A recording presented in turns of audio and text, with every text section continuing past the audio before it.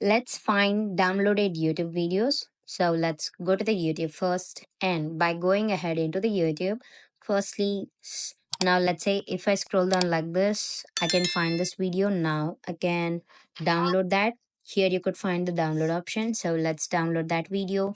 Here you could see that has been downloading. Once downloaded, we can see how to find downloaded YouTube videos. So you could see that has been downloaded here. Now, let's say if you need to find the downloaded videos, you need to tap on your profile, which means you here. So let's tap over there. And from there, you need to scroll down of your history like this to find the downloads of your YouTube videos.